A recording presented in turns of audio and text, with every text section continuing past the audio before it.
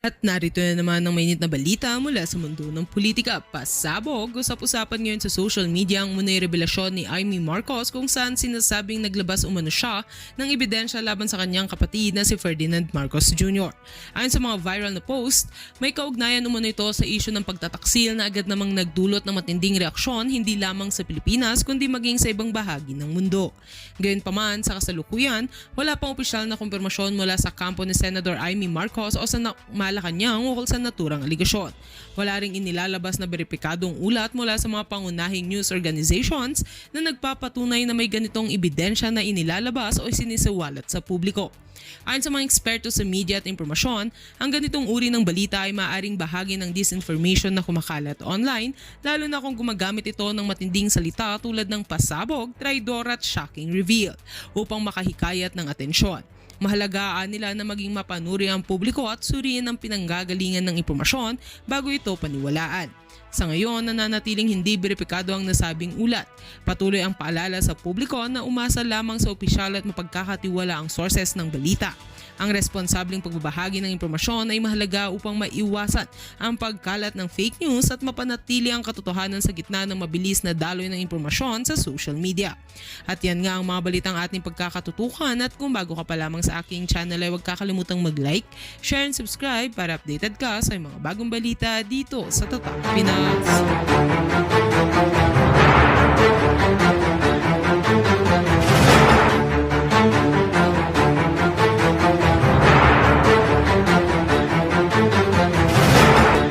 Multipurpose hall sa Muntinlupa, halos lahat daw ng proyekto o mga katulad ng version ay lumitaw sa 2025 Appropriation Act at may Special Allotment Release Orders or SARO na inilabas ng Department of Budget and Management. Sinabi din ni Revista na halos kalahati ng proyekto na naipamahagi sa kumpanya na pag-aari ni o pamilya ni Guardiola, tulad lamang ng Newington Builders at S ang Construction, habang ang iba naman ay napunta sa mga kumpanyang umano'y konektado sa kanya, kabilang ang Redicon Trading at City Unico. Hindi natin matitiyak kung bakit napunta ang mga proyektong nasa listahan ito sa mga kumpanyang may kaugnayan kay Congressman Guardiola, kaya ang hinihiling ko ay imbisigahan at paliwanag ito sa DPWH. Ngayon, tinatayang may kabuuang DPWH projects na konektado kay Guardiola na 100 billion. Ang mga project na in-award sa kumpanya niya at sa kanyang pamilya ay pwedeng umabot sa 70 billion from 2026 hanggang 2025. Mga kababayan, ang tagal na nito, di ba? Ang tagal na palang gumagawa nito, hindi pa mapanagot-nagot. Okay? Hindi pa mapanagot-nagot kasi nga magkakasabwat sila. At lalo na itong si Bangag na mismo si Zaldico na dati nilang kaalyado at ngayon gusto nilang gurgurin si Zaldico, ay bilyon-bilyon ayaw pa rin panagutin. Walang kumikilos na mga pisot na mga general. Tingnan mo ang isang colonel na si Mungaw nagsalita dahil sukang-suka na kay Bangag. Anong ginawa sa kanya? Tinanggal siya sa pwesto. Diba? Tinanggal siya kasi, imagine, wala pang sinabi yun na something katulad kay Zaldico. Wala siyang sinabi about sa corruption. Ang sinabi lang niya, wini-withdraw niya ang support sa katulad ni Bangag. So, tinanggal sa pwesto. Ganito ang gobyerno ninyong Bangag. Kaya sabi ko na nga, inihiling ko na lang sa kay Tadhana na ang lahat ng bulati, ipapadala ko sa Malacanang, pumirma na kayong lahat. Yan ang signature campaign natin sa mga bulate, di ba? Para what? Para matapos na itong mga kahayupan ng ginagawa. Yung flood control na yan. Okay? Wala nang patutunguhan yung investigation yan dahil ang gusto lang nilang panagutin, yung gusto nilang panagutin. Selective justice. Pero pagdating kay Bangag, pagdating sa mga malalaking sangkot, puro drama-drama lang. Walang hustisya. Wala, sabi ko nga, taong bayan dapat ang kumilos dyan para magkaroon ng hustisya.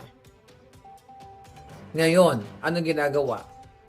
Pinagkakaabalahan kami, tayo, na mga kritiko.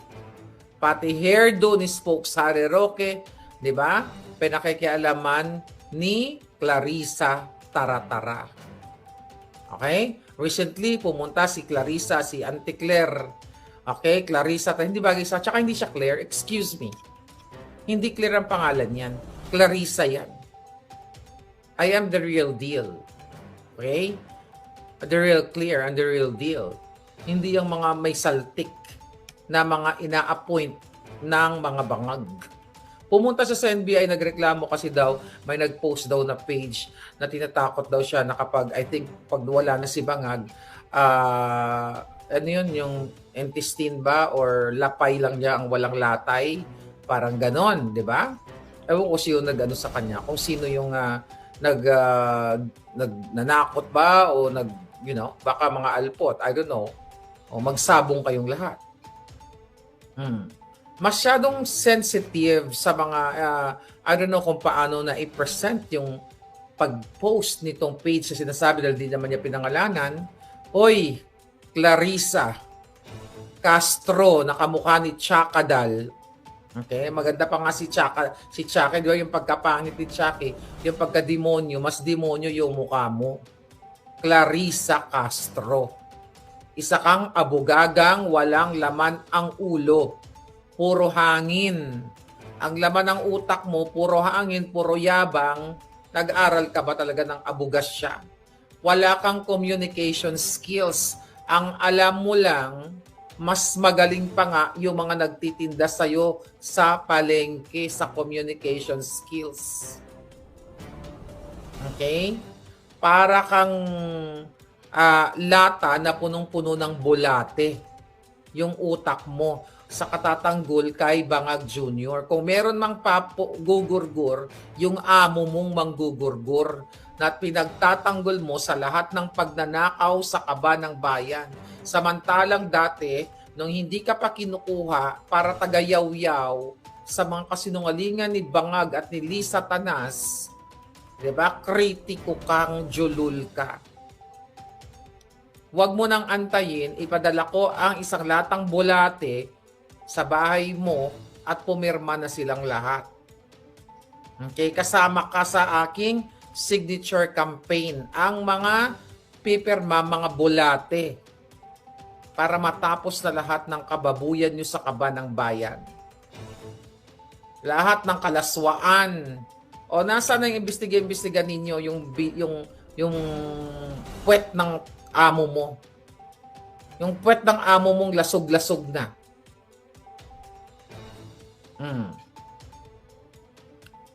Ano sabi nito? Sabi ni Sarah, kawig ko daw si Jamie Jostria. Okay? Reyna ng fake news si Clarissa Tanas. Ayan, maganda bagay sa kanya yan. Clarissa Tanas. Diba? Satanas kasi silang lahat eh. Alam mo yung mga nagnanakaw sa bayan, mga satanas talaga lahat yan. Na dapat talaga sila ay mawala na sa mundong ibabaw. Ano pa? Ano sabi nung ano? Okay? Anong sabi ng Bangag? Alright? Appendix pala. Kukunin daw yung appendix ni Clarissa Castro nung nag-post. Kunin yung appendix na nag-report. Masyadong kaputahan itong mga ito. Diba? Tapos kayo gusto nyong manggurgur ng tao, nagpadala kayo ng assassins laban sa akin, yung amo mong ulul.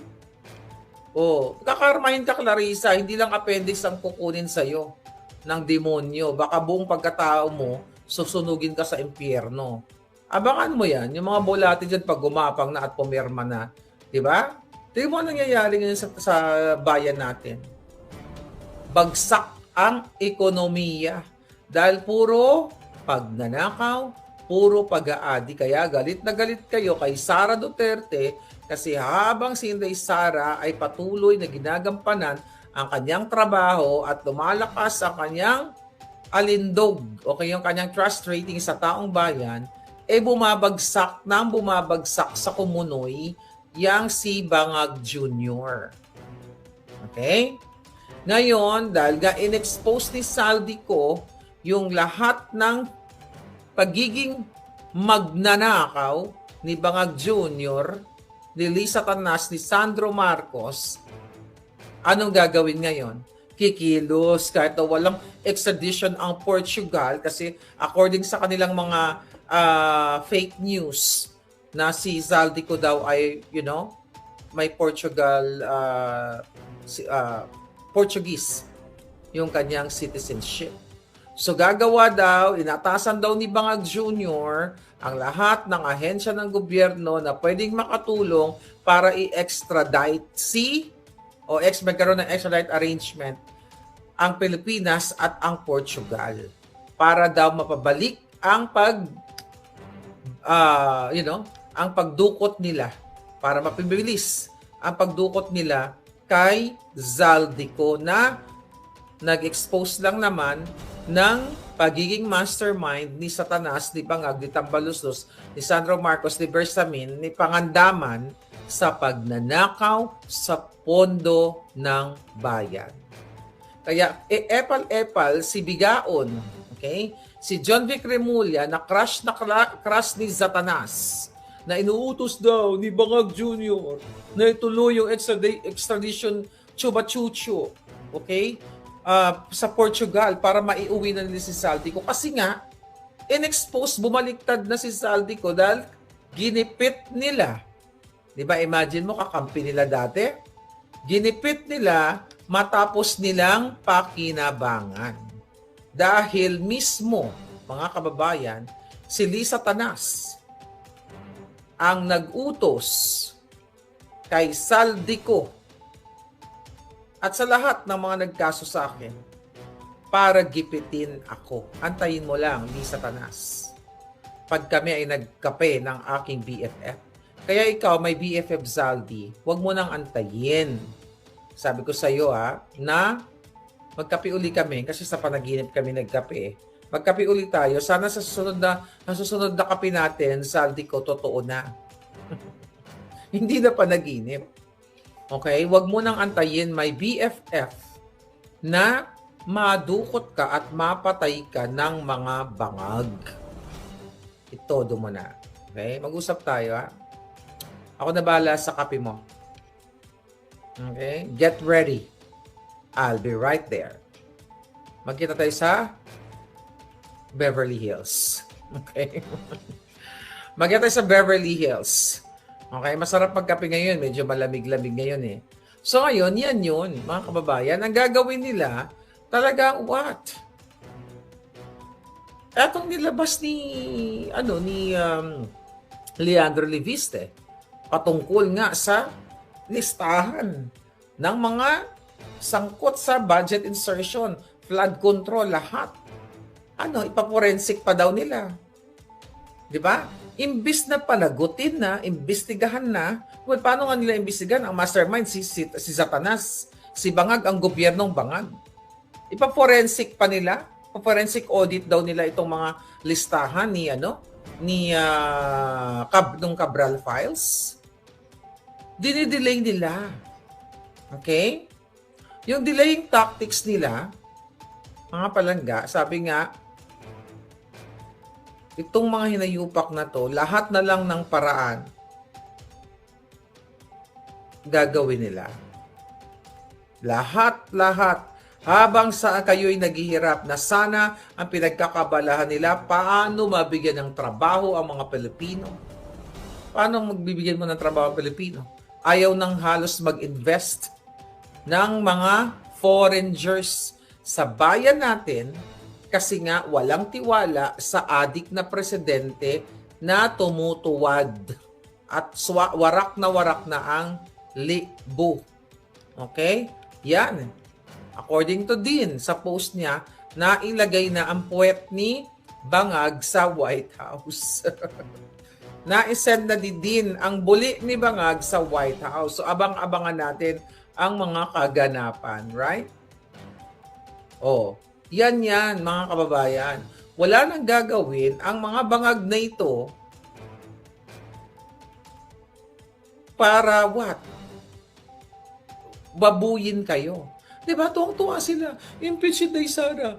Oh, dapat forthwith, dapat agad-agad. Sabi ni Soto Miles. Oh, ano pa talaga ginawa niyo ni Miles doon sa Japan? Tito Soto, anong ginawa niyo doon? Kumain ba kayo? Anong kinain mo? Kumain ka ba ng masasarap na ano doon? Masasarap na Japanese food? Ngayon, mga kababayan, mga palangga, habang si Inday Sara pinagpipiestahan nila na ito, yung impeachment, ganito, ganyan-ganyan, chucho-chucho. Tapos pagdating sa impeachment, na posible na ihain din laban kay Bangag dahil wala na nga, bagsak ang trust rating. Wala nang tiwalang taong bayan sa kanya dahil ginago niya ang taong bayan. Betrayal of public trust. Plunder. Kasi nga, bilyon-bilyon ang sinasabi ni Zaldico na ninakaw ng Bangag administration. So siya dapat ang ma-impeach. Tapos sasabihin nila, political noise lang yan. Diba? Trial by publicity lang yan. Chuchu-chuchu. Pag sa kanila, trial by publicity. Pero kay Inday Sara, dapat agad-agad. Nakita niyo yung pagiging gago ng mga ito? Oh, ano ang sabi dito? Impeachment case versus Bangag. Political noise lang. Trial by publicity versus Romualdez. Di na daw kailangan. Tinanggihan ng ilang miyembro ng House of Representatives ang balitang may planong i-impeach si Bangag Jr. at sinabing wala pang formal na reklamo at dapat nakabatay sa malinaw na ebidensya at Constitution. Pag si Inday Sara, agad-agad dapat ihain na. Pag si Bangag, dapat, kailangan may malinaw na ebidensya at, nakabatay sa Constitution. Sino nagsabi nun? E di yung mga ulol, nakasabwat ni Bangag, katulad ni Asidre. Sinabi pa daw isa pang julol na to, ni Zia Alonto Adyong, na ang mga rumor patungkol sa impeachment ni Bangag ay political noise lang at posibleng taktika para ibaluktot ang pansin mula sa usaping korupsyon gaya ng flood control mess. Sino ba ang nag-o-optic? Sino ba ang nagda-divert ng mga mahalagang issue? Anong flood control? Sinong pinanagot nyo? Yung tinga na mga Diskaya? Na dapat ang panagutin yung 18 na nakalagay sa listahan na mga kongresista katulad ni Romulo. Nasaan na yun? Nakaanib nyo dyan. Asa na yung 18 na kongresista? Asa na yung si Tambaluslos? At ito ang Bangag, di ba? Anong pinagsasabi nyong noise lang yan? Huwag kayong mag-alala, baka wala ng impeachment. Pag napadala na ang mga bulati na natin, na ipa-transport na yung mga bulati at pumirma na, patay na kayong lahat. Yan ang signature campaign natin. Kaya dapat kayo ay makisali dyan sa signature campaign. Lahat ng mga bulati, dasalan nyo na. Dasalan nyo na ng bongga-bongga para pumunta na sa mga bahay-bahay nila at nang matapos na yan, mga kababayan.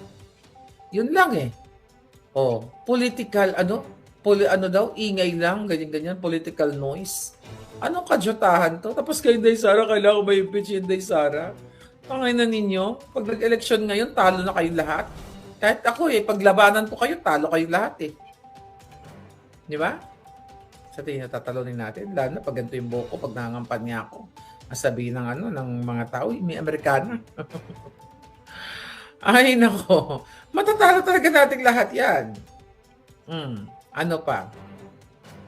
Yes, Marina Hirona. Okay, mag-like kayo dyan. Mag-comment kayo if you like my hair. If you want new hair tomorrow, mag-comment din kayo. Pagbibigyan ko kayo lahat. Hindi kaya ng mga ngetpa ng mga alpot yan at ng mga ensimada. Ang kokyo kaya nila. Right. Ano pa to? Ano pa ang mga eksena?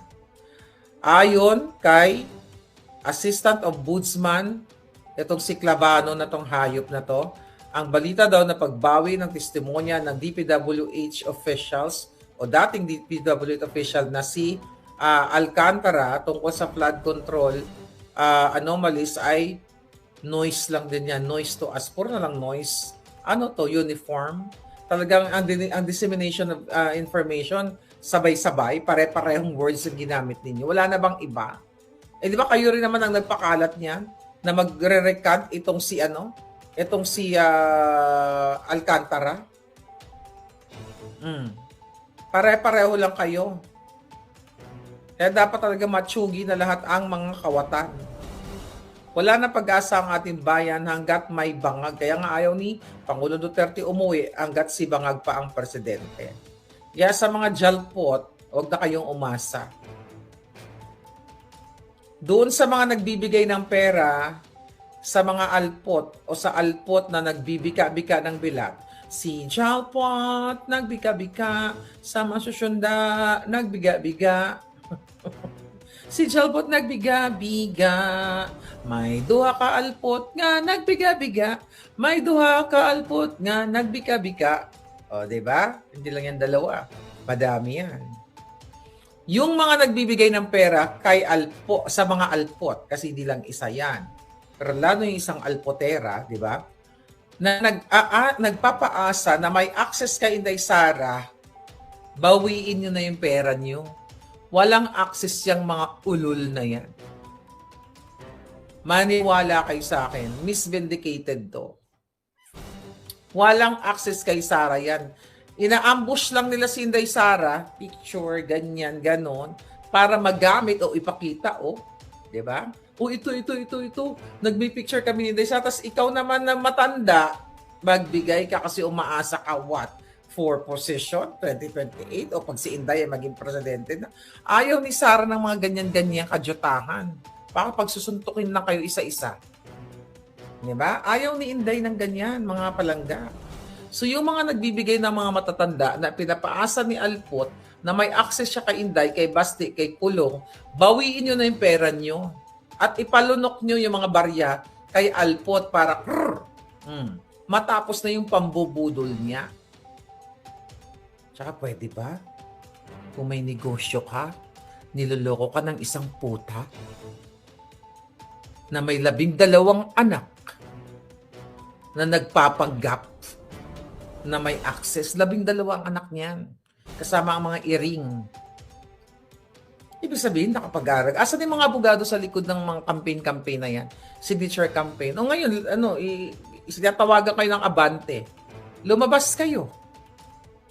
Yung mga alpot, yung mga abogado daw ni PRD, ni-name drop lang kayo. I don't think na may abogadong sumusupport. Baka gawa-gawa. Katang-isip, kawawa naman yung mga abogado ni Pangulong Duterte na sinasabi na sa likod daw nila. Kasi walang lakas ng loob na lumabas. Diba? Puro kaputahan lang. Imagine na mga sumusuporta kay Alpot, it's either, yung mga matatanda niya, it's either chinukchak nyo yung bilat niya. Dahil umaasa kayo na makadikit sa mga Duterte. Okay? Kung talagang mabuti ang intention nyo, hindi yun na kailangan ng padrina na isang juta. Let's say for example, pag si Inday na ang maging presidente, mag-apply kayo ng tama, hindi yung kailangan magbayad kayo. Lisa style yan eh. Magbabayad ka sa appointment for sale. Tignan mo, kaya magtataka ka, ang mga jobless na mga pangit, saan kukuha ng pera pambili ng mga sasakyan kung hindi nila binika ang mga bilat nila? Lalo na sa Pilipinas, sa hirap ng buhay, magkano sinisweldo mo? Kung kami nga dito, Americanized na. Blonde pa ang hair. Hindi kaya bumili ng cash na van. Ako hanggang ngayon. Nagtuhulog pa rin sa aking car, pero konti na lang. Matatapos ko na. It's been what? 3 years na rin naman. 5 years to pay nga ako eh. Pero paminsan-minsan didadagdagan ko pag medyo nakaluwag-luwag tayo, mga ganyan. Di ba? Sa Pilipinas, jobless, tapos may mga sasakyan ka.